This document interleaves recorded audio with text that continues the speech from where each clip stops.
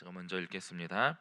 아브라함이 99세 때에 여호와께서 아브라함에게 나타나서 그에게 이르시되 나는 전능한 하나님이라 너는 내 앞에서 행하여 완전하라.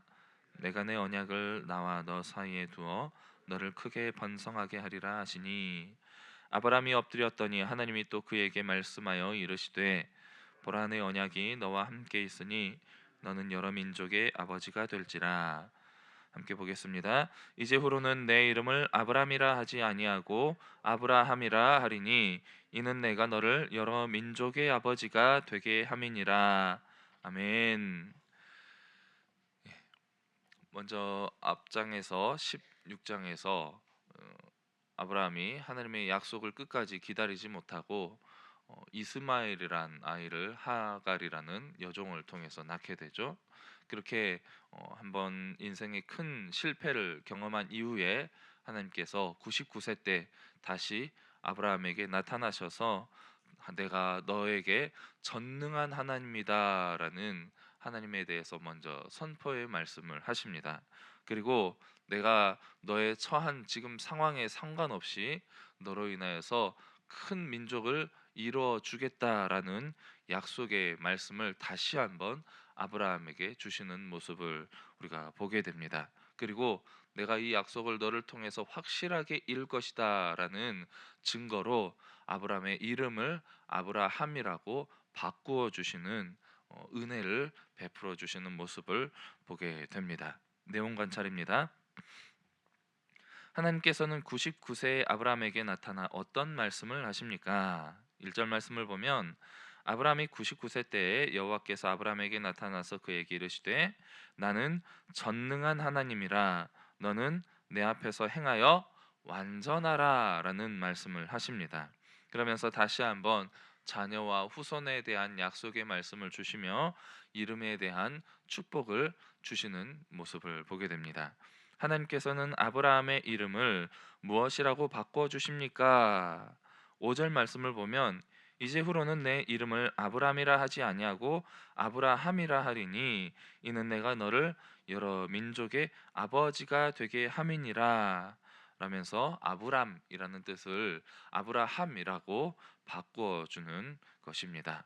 연구한 묵상입니다. 하나님께서는 왜 아브라함의 이름을 아브라함이라고 바꾸어 주십니까? 아브람이라는 이름은 존귀한 아버지 혹은 고귀한 아버지, 큰 아버지라는 뜻을 가지고 있는 이름입니다. 반면에 아브라함이라는 이름은 많은 무리, 열국의 아버지라는 뜻을 가지고 있습니다. 아브라함이라는 이름이 개인적으로는 보면 아주 존귀한 이름이고 영광스러운 이름일 수 있지만 이 이름이 주는 의미가 때로는 거만한 느낌을 줄 수도 있습니다. 그래서 새롭게 형성될 민족의 조상으로는 어울리지 않는 이름이라고도 볼 수가 있는 것이죠. 반면에 아브라함이라는 이름은 많은 무리 열국의 아버지라는 뜻으로서 한 개인으로서의 고귀함을 넘어서 모든 열국의 위대한 아버지로서 더욱더 깊은 큰 의미를 갖게 되는 그러한 이름의 변화를 우리에게 보여주는 것입니다. 느낀 점입니다. 세상의 기준으로 볼 때 후손에 대한 아무런 소망이 없는 아브라함을 열국의 아버지라고 부르시는 하나님을 보며 무엇을 느낍니까? 이제 곧 100세를 바라보는 99세의 나이에 아브라함에게 이제 내가 더 이상 노년이 되어서 자녀를 출산할 가능성이 보이지 않아서 자신의 자녀에 대해서 거의 포기하고 있는 이미 모든 것을 다 내려놓은 상태의 아브라함에게 나타나셔서 내가 너를 열국의 아버지라고 부르겠다라고 약속을 주시는 하나님은 인간의 가진 한계와 상관이 없이 하나님의 일을 반드시 이루시는 하나님의 계획과 약속을 보여주는 강력한 메시지라고 볼 수가 있습니다.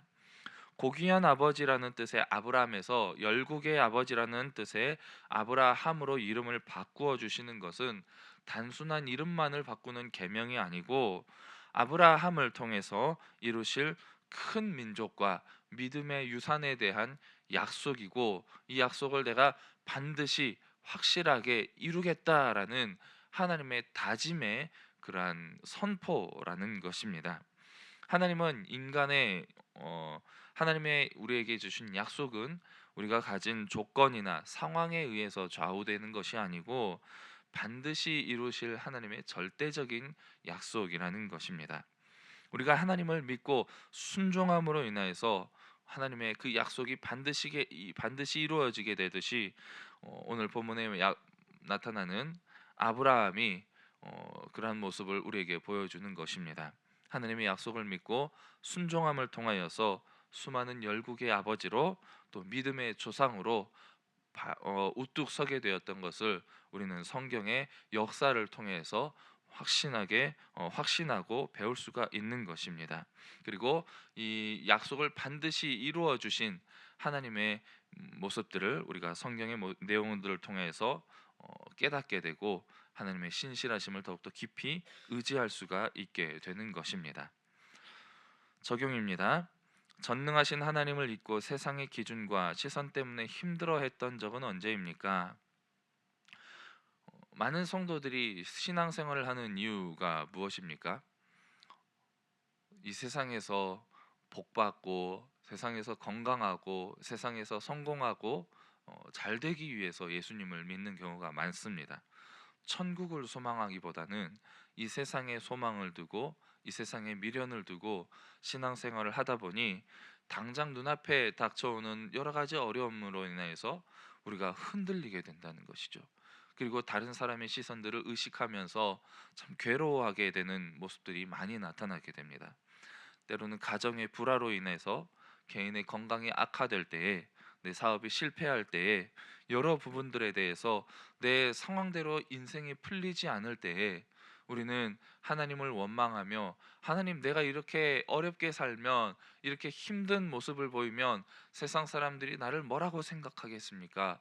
하나님, 내가 잘 돼야지, 내가 성공해야지 하나님의 영광을 선포하고 자랑할 수 있지 않겠습니까? 라면서 자신의 성공을 목적에 두며 하나님을 때로는 원망하고 이것들을 위하여서 하나님께 구하고 바랄 때가 많다는 것입니다.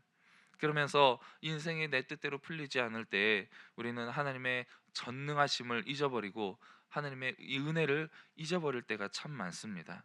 그리고 때로는 하나님을 원망하며 하나님을 향한 믿음을, 하나님을 향한 신앙을 포기해버릴 때가 많다는 것이죠. 하나님, 내가 큰 것 바랍니까?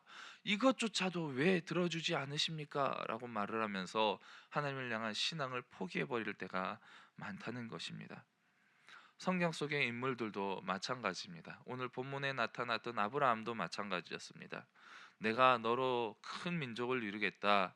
너의 자손을 통하여서 내가 큰 민족을 이루겠다 할 때, 이 본문의 후반부를 보면은 하나님이 자손에 대해서 약속을 주실 때 아브라함이 속으로 웃으면서 이미 태어난 이스마엘이나 하나님 앞에 살아있기를 원합니다라고 비꼬는 듯한 말을 가지고 하나님께 반문하는 아브라함의 모습이 나타나기도 합니다.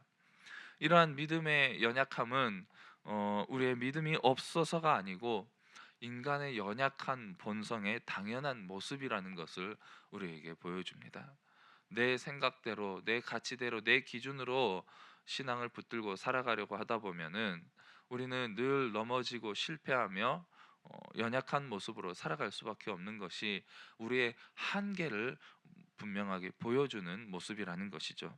하지만 하나님은 아브라함을 책망하지 않으시고 아브라함을 꾸짖지 않으십니다. 오히려 새롭게 다시 약속을 주시면서 내가 이 일을 반드시 이루겠다라고 하시며 아브라함의 이름을 바꾸어 주시고 또 그를 향해서 축복해 주시는 모습을 보게 됩니다.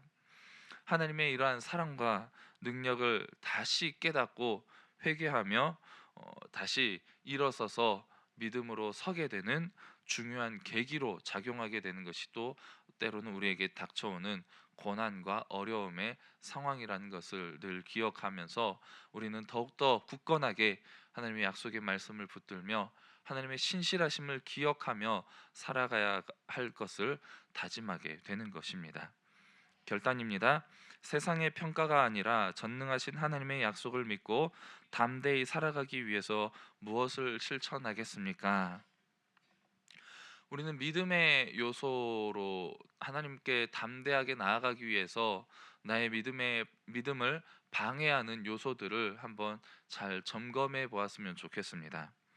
내 안에 가지고 있는 두려움들은 무엇인지, 내 안에 걱정되는 문제들은 무엇인지, 하나님을 향해서 내가 가지고 있는 의심들은 무엇인지를 잘 돌아보고 점검하는 것입니다. 그리고 그 원인들이 어디에 있는지를 깊이 한번 묵상해 보시기 바랍니다. 이러한 두려움들, 걱정들, 의심들이 나의 영광을 위하여서 살아가는 인생 속에서 발생한 것인지, 하나님의 나라와 의를 구하는 과정 속에서 발생하게 된 것인지를 잘 돌아보고 깊이 묵상하며 점검해 보는 것입니다. 그리고 그 모든 문제들을 하나님께 맡기며 하나님, 나의 연약함을 도와주시옵소서라고 간절히 기도하는 것입니다. 이렇게 나의 연약함을 돌아보고 간절히 기도하기 위해서 필요한 것은 바로 성경 안에 있는 하나님께서 우리에게 주신 그 고귀한 약속들을 깊이 묵상하고 붙드는 것입니다. 그렇기 때문에 우리는 말씀이 없이는 하나님의 약속을 알 수도 없고 붙들 수가 없다는 것을 다시 한번 깨닫게 되는 것입니다. 그래서 오늘 하루 살아가는 동안 하나님의 말씀을 깊이 묵상하시면서 이 말씀 속에 녹아져 있는 하나님의 약속을 하나하나 발견하고 한번 노트에 적어 보시기 바랍니다. 그리고 이 약속이 믿음의 조상들을 통하여서 어떻게 하나님께서 이루어 주셨는지를 돌아보며 이 약속의 말씀들을 붙들고 하나님의 도우심을 구하며 간절히 기도하시면서 하나님, 내 안에 이 두려움을 깨트려 주시옵소서. 내 안에 이 걱정하는 염려하는 모든 문제들 하나님 다 깨트려 주시옵소서. 하나님을 향하여서 의심되는 이 모든 연약함을 하나님 도와주시고 붙들어 주시옵소서라고 우리의 모든 인생을 하나님께 맡기며 간절히 기도하는 인생을 살아가시는 가운데에 전능하신 하나님을 믿고 이 세상 속에서 하나님 나라와 의를 구하는 담대한 인생을 살아갈 수 있는 저 여러분들의 귀한 삶이 다 되시기를 주님의 이름으로 축복합니다. 이 시간 함께 나누는 기도 제목을 가지고 함께 기도하시기를 바랍니다. 내 방법으로 하나님의 일을 하지 않도록 겸손한 마음과 들을 귀를 허락하여 주시옵소서. 두 번째로는 세상의 판단에 주눅들지 말고 전능하신 하나님을 믿고 담대함으로 살아가게 하여 주시옵소서. 6월 집중 기도 제목입니다. 다음 세대가 말씀과 기도로 무장하여 하나님께 영광 돌리는 거룩한 세대가 되게 하옵소서. 모든 세대가 복음 안에서 하나 되어 그리스도의 제자로 세워지게 하옵소서. 우리 주여 한번 부르고 간절히 기도하시겠습니다. 주여, 하나님, 우리가 인생을 살아가는 가운데 하나님을 온전히 신뢰하지 못하고 때로는 내 방법대로 내 욕심에 이끌려서 하나님의 사명을 감당하고자 할 때가 많습니다. 그럴 때 우리는 오히려 하나님의 계획을 방해하며 회방하는 자로서의 삶을 살아갈 수밖에 없음을 기억하며 내 방법대로 하나님의 일을 하지 않고 온전히 겸손한 마음으로 들을 길을 하나님 허락하여 주셔서 늘 하나님의 말씀에 순종하며 하나님의 뜻을 이루어가는 삶이 될 수 있도록 인도하여 주시옵소서. 세상의 판단에 주눅들지 않게 해 주시고 우리를 인도하시는 온 세상의 창조주 되시는 전능하신 하나님을 믿고 하나님을 의지하는 가운데 담대함으로 믿음의 삶을 살아갈 수 있도록 우리의 삶을 인도하여 주시옵소서. 하나님, 믿음의 다음 세대가 말씀과 기도로 무장하여서 온전히 하나님께만 영광 돌리는 거룩한 세대로 세워질 수 있도록 우리의 자녀들의 인생을 축복하여 주시고 하나님, 우리의 삶 가운데 또한 역사하여 주시옵소서. 그래서 모든 세대가 복음 안에서 하나 되어서 그리스도의 제자로서 하나님의 아름다운 공동체로서 예배하는 삶을 살아가는 가운데에 하나님의 귀한 뜻을 이 땅 가운데 이루어갈 수 있도록 주님 축복하여 주시옵소서. 아버지, 오늘 하루의 삶 가운데서도 우리의 삶의 주인 되시며 우리를 주의 거룩하신 뜻으로 인도해 가시는 하나님을 온전히 믿고 순종하며 의지하며 우리 모든 삶을 하나님께 맡기며 주님과 동행하는 가운데에 형통하고 거룩하고 복된 삶이 될 수 있도록 인도하여